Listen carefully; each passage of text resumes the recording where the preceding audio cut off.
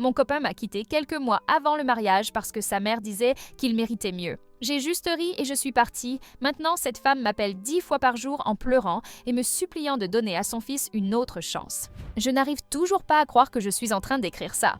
Il y a 3 mois, je planifiais ce qui aurait dû être le plus beau jour de ma vie avec Brett, mon partenaire depuis 3 ans. Aujourd'hui, je vis dans la chambre d'amis de ma meilleure amie, je fais défiler les annonces d'appartements et j'essaie de comprendre où tout a mal tourné. Brett et moi nous sommes rencontrés en 2021. En 6 mois, nous étions inséparables et après 1 an et demi, nous avons emménagé ensemble. Lorsque Brett m'a présenté à ses parents, son père Walt semblait assez agréable, bien qu'un peu silencieux. Suzanne, en revanche, a passé tout le dîner à m'interroger sur mes antécédents et mes relations familiales avec un sourire étrange et tendu qui n'atteignait jamais ses yeux. Je me souviens avoir mentionné que mon père travaillait dans la construction et que ma mère était aide scolaire, et avoir vu l'expression de Suzanne s'aigrir légèrement avant qu'elle ne la masque rapidement. Brett a minimisé plus tard, disant qu'elle était juste protectrice et démodée. Ses mots exacts étaient qu'elle venait d'une famille qui valorisait certaines connexions, mais que lui ne s'en souciait pas. Je l'ai cru parce que, l'amour rend stupide parfois. Quand Brett m'a demandé en mariage l'année dernière, j'étais folle de joie. Il l'a fait lors d'un week-end dans un charmant petit B&B dans le nord de l'État. Nous avons convenu d'un mariage de taille moyenne, rien d'extravagant car nous économisions tous les deux pour un acompte de maison. Le problème a commencé presque immédiatement après l'annonce de nos fiançailles. Suzanne a insisté pour être impliquée dans chaque détail. Au début, cela semblait utile. Elle avait des contacts avec des fournisseurs et a proposé d'aider à la coordination puisque je travaillais de longues heures. Mais il est vite devenu évident qu'elle prenait le contrôle. Le lieu que j'aimais était trop minable. Le traiteur que je voulais ne servait pas le genre de nourriture servie lors de leurs événements familiaux. La robe dont j'étais tombée amoureuse était un peu bon marché. Vous ne trouvez pas? Brett n'arrêtait pas de dire qu'il était plus facile de suivre ses suggestions que de la combattre surtout. J'ai accepté à contre-cœur de faire des compromis sur certaines choses pour maintenir la paix, mais cela ressemblait à une mort lente. Chaque décision qui m'était retirée diminuait mon enthousiasme jusqu'à ce que la planification du mariage ressemble plus à une corvée qu'à une célébration. Le véritable tournant est survenu lors d'un dîner chez eux, environ 3 mois avant le mariage. Suzanne avait invité ses amies, Rita et Angela, et j'ai réalisé à mi-parcours que j'étais essentiellement exhibée devant elles pour approbation. Elles échangèrent ces petits regards chaque fois que je parlais.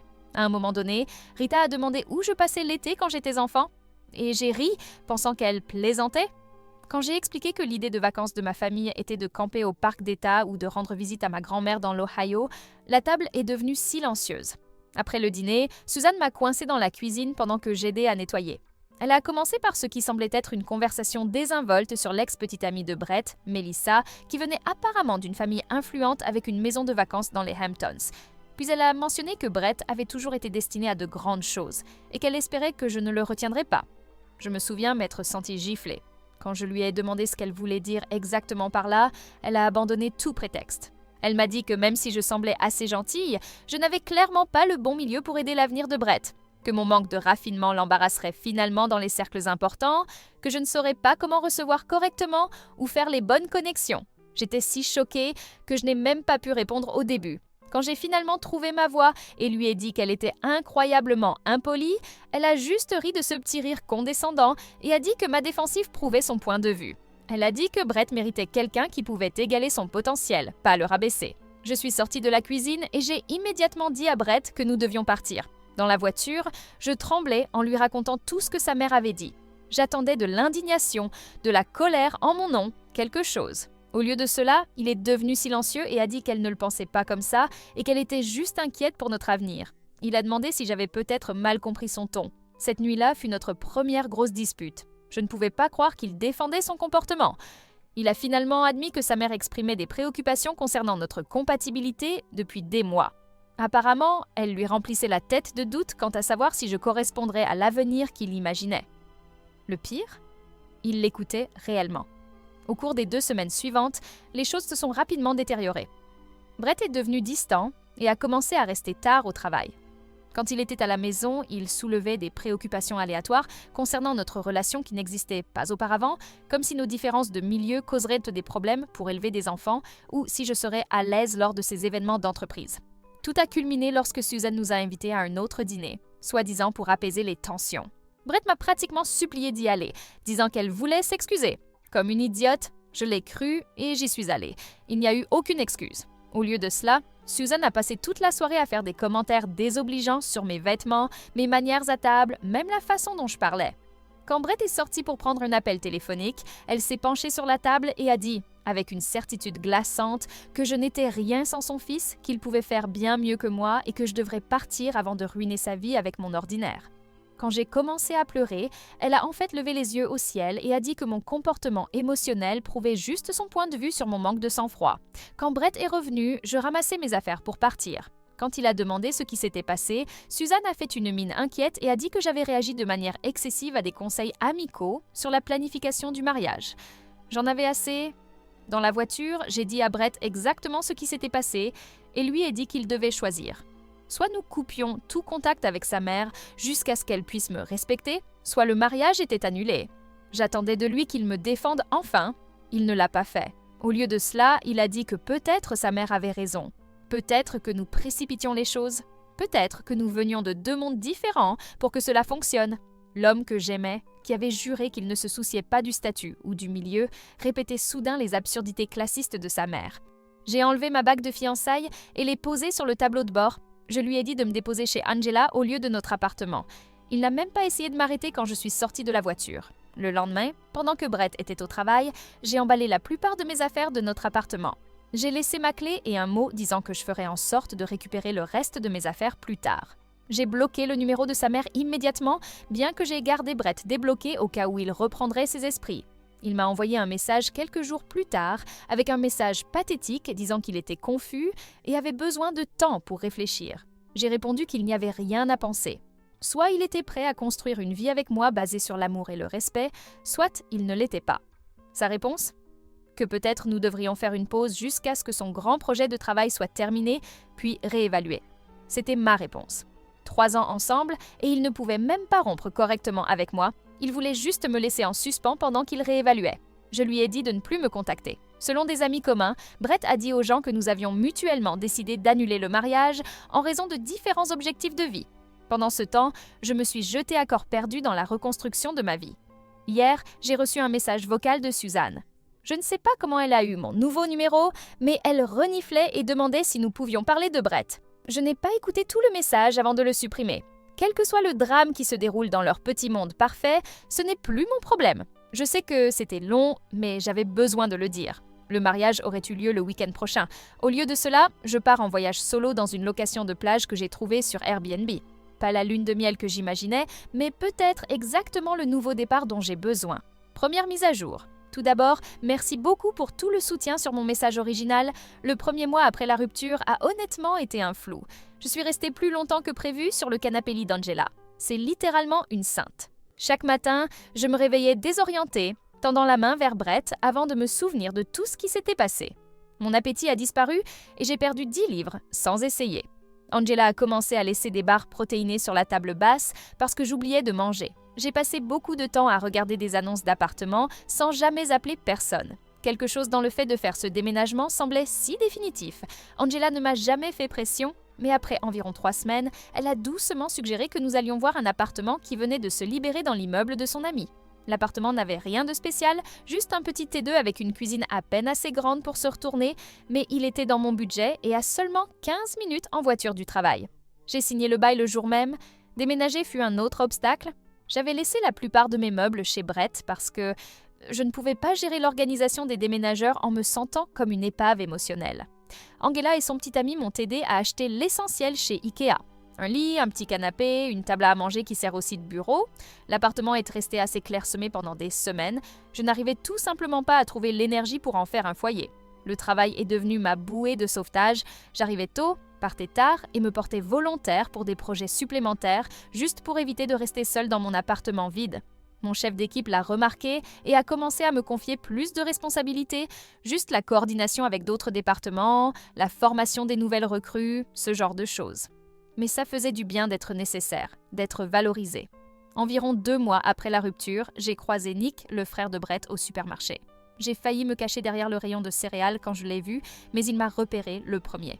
J'ai été surprise quand il s'est approché de moi, l'air vraiment mal à l'aise. Il m'a dit qu'il était désolé pour ce qui s'était passé et qu'il s'était disputé avec sa mère sur la façon dont elle m'avait traitée. C'était gênant, mais étrangement réconfortant d'entendre quelqu'un de la famille de Brett reconnaître que j'avais été lésée. C'est à ce moment-là que j'ai appris pour la première fois que les choses n'allaient pas très bien pour Brett. Je l'ai remercié pour ses excuses, mais j'ai gardé la conversation brève.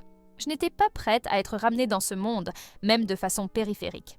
Une semaine plus tard, mon ancienne colocataire de collège m'a invitée à une fête. J'ai failli ne pas y aller, mais Angela m'a pratiquement poussée dehors, insistant sur le fait que je devais me rappeler comment être une personne à nouveau. Elle avait raison, même si je ne l'admettrais jamais en face. C'est à cette fête que j'ai rencontré Matt. C'était le cousin de ma colocataire, de passage. Nous nous sommes retrouvés dans le même cercle de conversation à parler de choses aléatoires. Il m'a demandé mon numéro à la fin de la soirée et je me suis surprise à le lui donner. Notre premier rendez-vous fut un café un dimanche après-midi. Sans pression, décontracté, il était facile de parler avec lui et pour la première fois depuis des mois, je suis restée des heures sans penser à Brett. Matt travaille dans un domaine complètement différent de celui de Brett, vit dans un appartement modeste similaire au mien et a une famille rafraîchissante, normale, qui ne semble pas se soucier des résidences d'été ou de faire les bonnes connexions. Quand je lui ai raconté ma rupture, la version condensée, il a juste écouté sans essayer de réparer quoi que ce soit ou d'offrir des platitudes. Environ 3 mois après la rupture, une opportunité inattendue s'est présentée au travail. Mon entreprise était en restructuration, créant une nouvelle équipe et ils avaient besoin de quelqu'un pour prendre plus de responsabilités. Mes efforts supplémentaires au cours des mois précédents n'étaient apparemment pas passés inaperçus. Mon manager m'a encouragé à postuler, bien qu'elle m'ait averti que le poste impliquerait des horaires plus longs et plus de stress. J'ai failli ne pas y aller, ma confiance était encore fragile, mais je me suis dit que je n'avais rien à perdre. Le processus d'entretien a été épuisant, 3 tours avec divers chefs de département, une présentation que j'ai perfectionnée jusqu'à 2 heures du matin et une dernière réunion avec la direction. Honnêtement, je ne pensais pas l'obtenir. Il y avait d'autres candidats avec plus d'expérience, mais 2 semaines plus tard, mon manager m'a appelé dans son bureau pour me proposer le poste. La promotion s'accompagnait d'une augmentation significative qui signifiait que je pouvais enfin arrêter de me soucier de payer le loyer chaque mois. Ce n'était pas de l'argent qui changeait la vie, mais c'était suffisant pour commencer à reconstituer mon fonds d'urgence qui avait été épuisé pendant le chaos post-rupture. J'étais encore en train de digérer cette nouvelle quand j'ai croisé Rita, l'amie bavarde de Suzanne, au centre commercial. Je faisais du shopping pour des vêtements professionnels pour mon nouveau rôle et elle m'a aperçue en sortant d'un magasin. Elle a agi de manière excessivement amicale, comme si nous avions été proches auparavant. Après quelques banalités gênantes, elle a laissé tomber ce qui semblait être des informations soigneusement planifiées. Brett avait perdu son emploi. Apparemment, le grand projet sur lequel il travaillait, celui qu'il avait utilisé comme excuse en demandant une pause dans notre relation, s'était effondré de façon spectaculaire. Quelque chose à propos de délais non respectés et de mauvaise gestion, Rita semblait surveiller ma réaction de près. Alors j'ai gardé un visage neutre pendant qu'elle continuait à partager les détails. Brett avait été licencié et selon Rita, il avait lutté pour retrouver ses marques depuis. Elle a également mentionné, avec une joie mal dissimulée, que Melissa avait brièvement ravivé les choses avec Brett après notre rupture. Pour y mettre fin à nouveau après seulement quelques semaines, Rita a suggéré que j'avais peut-être échappé à une balle et m'a fait un clin d'œil. Plus tard cette semaine-là, j'ai eu une autre rencontre étrange. J'étais en train de dîner avec Matt dans ce nouveau restaurant du centre-ville quand j'ai aperçu Susan de l'autre côté de la pièce. Elle était avec Walt et un autre couple que je ne reconnaissais pas. Nos regards se sont croisés brièvement et j'ai rapidement détourné les yeux, mon cœur battant soudainement. Je m'attendais à ce qu'elle m'ignore ou me lance l'un de ses célèbres regards froids. Au lieu de cela, elle s'est réellement approchée de notre table pendant que Walt observait avec une expression d'horreur légère.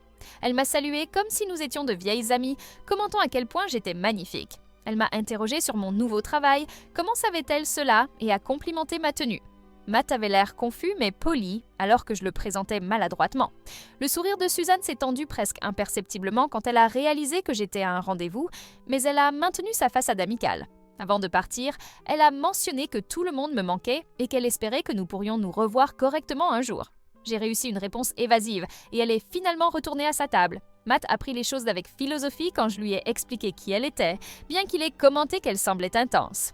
L'étrangeté a continué. Environ une semaine plus tard, Angela m'a fait suivre un message Facebook qu'elle avait reçu de Brett me demandant comment j'allais et si je voyais quelqu'un. Elle n'avait pas répondu, sachant que je ne voudrais pas qu'elle partage les détails de ma vie avec lui. J'étais reconnaissante de sa loyauté, mais troublée par son intérêt soudain. Par des amis communs, j'ai appris plus de choses sur la situation de Brett. Après avoir perdu son emploi, Il était apparemment retourné vivre chez ses parents pendant sa recherche d'emploi. La vie parfaite que Suzanne avait envisagée pour lui s'effondrait. Et d'après ce que j'ai entendu, elle ne le supportait pas bien. J'ai essayé de ne pas trop penser à eux. Ma relation avec Matt progressait naturellement, pas de précipitation, juste une connexion authentique. Nous nous voyions depuis environ 2 mois, prenant les choses lentement. Il venait régulièrement chez moi, m'aidant à faire en sorte que l'espace ressemble de plus en plus à un foyer. Nous avons installé des étagères pour mes livres un week-end et accroché quelques œuvres d'art le week-end suivant. De petites touches qui donnaient à l'endroit un air moins temporaire. Mon nouveau poste au travail était stimulant, mais gratifiant. Certains jours, je rentrais chez moi complètement épuisée, me demandant si j'étais à la hauteur. Mais dans l'ensemble, j'étais fière de moi d'avoir franchi le pas. Mon équipe me respectait et je commençais enfin à croire que je méritais cette opportunité. Puis, vendredi dernier, tout a de nouveau basculé.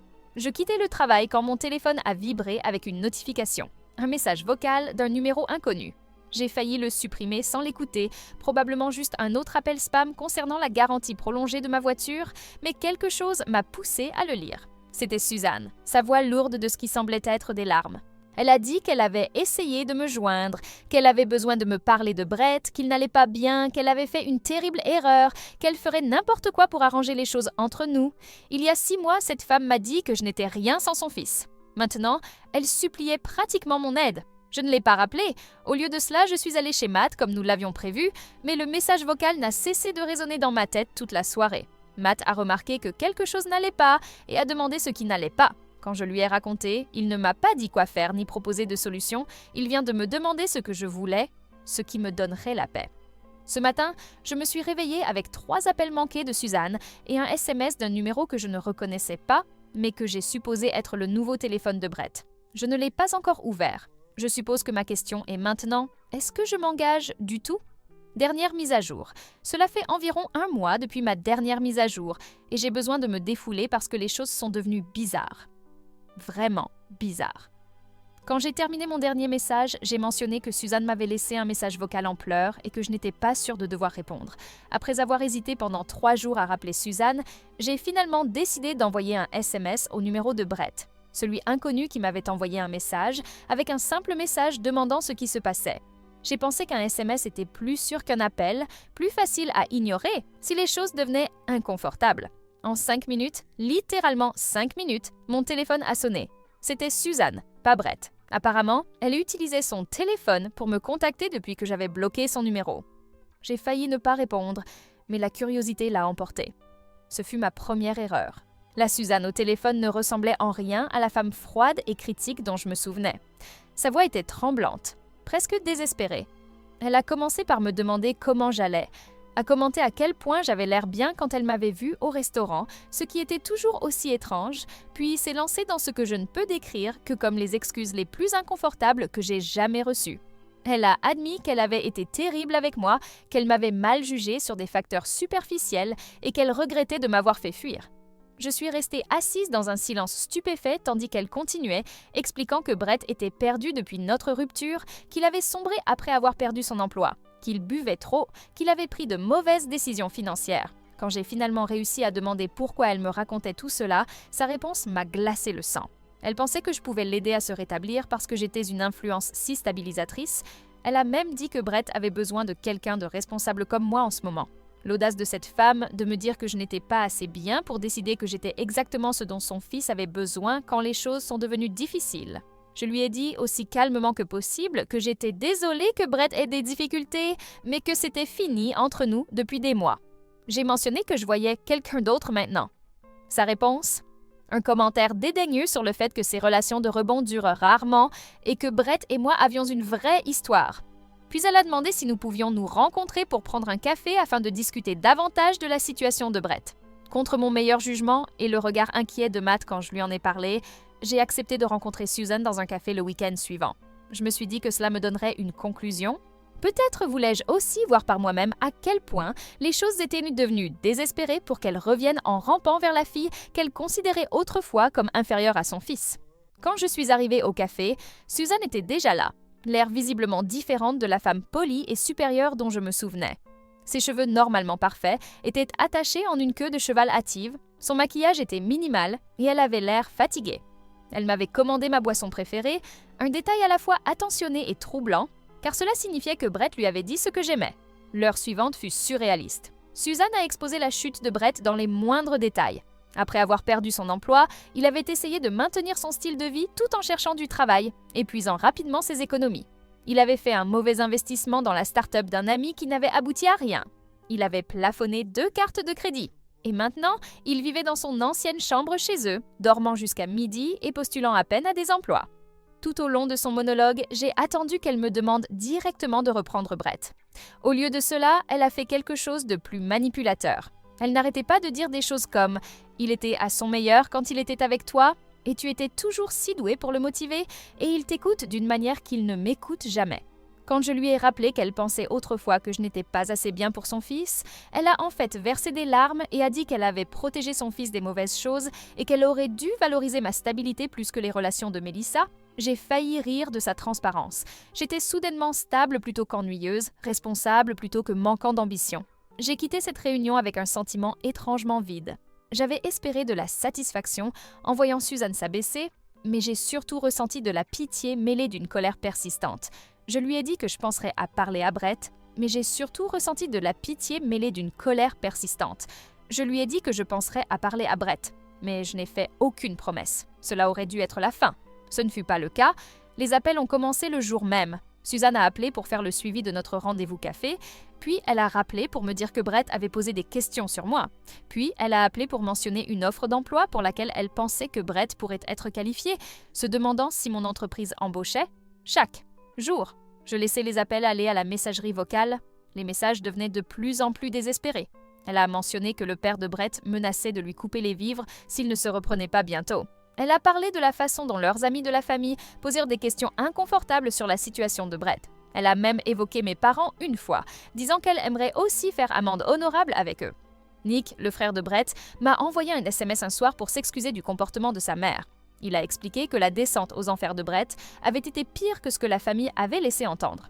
Apparemment, Brett avait commencé à boire beaucoup après notre rupture, ce qui avait contribué à ses mauvaises performances au travail. Nick a mentionné que Suzanne se blâmait en partie d'être la cause de mon éloignement, le considérant comme le début du déclin de Brett. Mais il a rapidement ajouté que Brett était responsable de ses propres choix et que je ne devais pas me sentir coupable de m'impliquer.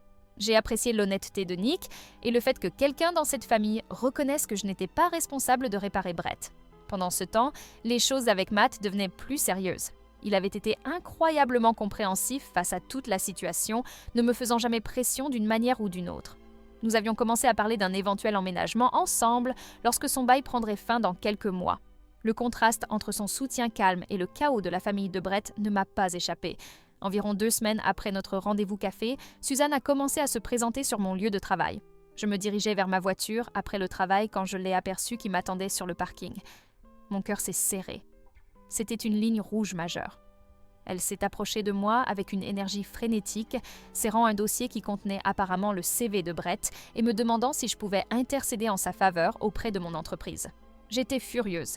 Je lui ai dit fermement que son comportement était inapproprié et qu'elle devait cesser de me contacter. Son visage s'est froissé et elle a commencé à pleurer là, sur le parking, disant qu'elle ne savait plus quoi faire, que Brett ne l'écoutait pas, qu'elle était désespérée d'aider son fils. Quelques-uns de mes collègues ont été témoins de cette scène inconfortable, ce qui était mortifiant. J'ai fini par guider Suzanne vers un banc, loin de l'entrée principale, et lui ai dit, aussi calmement que possible, que je ne pouvais pas l'aider, elle ou Brett, que notre relation était terminée et qu'elle devait respecter mes limites. Elle est finalement partie. Pendant le reste de la semaine, j'ai eu des regards curieux de la part de collègues qui avaient vu la scène du parking. Angela, qui travaille aussi dans mon entreprise, a répondu aux questions des gens qui voulaient savoir qui était la femme qui pleurait. C'était embarrassant et exaspérant. Puis Brett lui-même a finalement pris contact. Il a envoyé un long SMS s'excusant du comportement de sa mère et de la façon dont les choses avaient failli entre nous. Il a admis qu'il avait fait une énorme erreur en écoutant sa mère au lieu de défendre notre relation. Il a dit qu'il me manquait tous les jours et qu'il avait eu trop honte de me contacter directement après tout ce qui s'était passé. En lisant son message, je n'ai rien ressenti. Ni un frisson de sentiment persistant, ni de satisfaction face à son regret, juste de la lassitude et un vague sentiment de clôture. J'ai montré le message à Matt, qui l'a lu sans commentaire. J'ai décidé de ne pas répondre à Brett tout de suite. J'avais besoin de temps pour réfléchir à ce que, le cas échéant, je voulais dire, mais Suzanne ne m'a pas donné ce temps. Elle a rappelé le lendemain matin, demandant si j'avais reçu le message de Brett et ce que j'en pensais. Quand je lui ai dit que je trouvais inapproprié qu'elle s'immisce dans notre communication, elle est devenue défensive et a dit qu'elle essayait juste d'aider. C'est là que quelque chose s'est cassé en moi. J'ai dit à Suzanne, d'une voix si calme qu'elle m'a surprise moi-même, que j'allais bloquer son numéro après cet appel. Que si elle me contactait à nouveau au travail, je le signalerais comme du harcèlement. Que Brett était un adulte qui devait résoudre ses propres problèmes au lieu d'envoyer sa mère pour les régler. Avant de raccrocher, j'ai ajouté une dernière pensée, que peut-être si elle avait élevé son fils à valoriser les gens pour leur caractère plutôt que pour leur statut social, il ne serait pas dans cette situation maintenant. Ce soir-là, j'ai finalement répondu au SMS de Brett. Je lui ai dit que je lui pardonnais la façon dont les choses avaient fini, parce que garder de la colère ne nous aidait ni l'un ni l'autre. Mais j'ai aussi clairement indiqué que nous n'avions pas d'avenir ensemble, que j'étais passée à autre chose et qu'il devait faire de même. Je lui ai suggéré de demander l'aide d'un professionnel pour son problème d'alcool et de jeu et qu'il devait cesser de laisser sa mère mener ses batailles. J'ai terminé en lui souhaitant bonne chance et en lui demandant de ne plus me contacter. J'ai bloqué leurs 2 numéros immédiatement après avoir envoyé ce message. C'était comme fermer une porte qui était restée entrouverte trop longtemps. Le lendemain, cependant, j'ai reçu un DM Instagram de Suzanne. Elle avait créé un nouveau compte juste pour m'envoyer un message. Cette fois, son ton était en colère. Elle m'a accusé d'être sans cœur, d'abandonner Brett quand il avait le plus besoin de moi. Elle a dit que je jetais des années d'histoire par fierté. Cette dernière partie m'a presque fait rire. Suzanne parlant de fierté comme si elle n'avait pas détruit notre relation avec la sienne. Je n'ai pas répondu, j'ai juste bloqué ce compte aussi. Mais elle a trouvé d'autres moyens. Des emails, de nouvelles adresses, même une lettre manuscrite envoyée à mon appartement. Chaque contact était plus désespéré que le précédent. Le coup de grâce est arrivé le week-end dernier. Matt et moi dînions dans mon appartement quand on a frappé à la porte. J'ai ouvert et j'ai trouvé Brett debout là, l'air débraillé et ayant clairement bu quelques verres. Suzanne était anxieusement derrière lui. J'étais si choquée que je n'ai pas pu parler au début. Matt est arrivé derrière moi, demandant qui était à la porte, et le regard sur le visage de Brett quand il a réalisé que j'avais quelqu'un d'autre était presque pitoyable. Ce qui a suivi a été maladroit et inconfortable. Brett a essayé de parler de notre passé, de combien il regrettait ses choix. Suzanne n'arrêtait pas d'intervenir avec des commentaires sur à quel point nous étions bien ensemble. Je ne les ai pas invités à entrer. Au lieu de cela, je suis sortie dans le couloir et j'ai fermé la porte partiellement derrière moi. J'ai dit à Brett aussi doucement mais fermement que possible que ce n'était pas approprié, que se présenter à l'improviste chez moi dépassait une grave limite, que j'avais pensé ce que j'avais dit dans mon message sur le fait de passer à autre chose. La réponse de Brett m'a surprise. Il s'est tourné vers sa mère et a dit que c'était exactement pourquoi il n'avait pas voulu venir, qu'il lui avait dit que cela ne ferait qu'aggraver les choses. Puis il s'est de nouveau excusé auprès de moi. Pas pour la rupture cette fois, mais pour ne pas m'avoir protégée de sa mère à l'époque et maintenant. Je n'ai plus eu de nouvelles d'eux depuis les 5 jours qui ont suivi cette rencontre. Nick m'a envoyé un SMS une fois pour s'excuser à nouveau et me faire savoir qu'il emmenait Brett à sa première réunion des joueurs anonymes. Je l'ai remercié, mais n'ai pas demandé d'autres nouvelles. Matt et moi partons bientôt pour un week-end. J'ai changé mon adresse email et j'ai demandé à mon manager de surveiller les visiteurs indésirables. La vie continue et, étonnamment, elle est meilleure que ce que j'aurais pu imaginer il y a 1 an quand je planifiais un mariage avec la mauvaise personne. Je ne sais pas si j'aurai besoin de publier une autre mise à jour.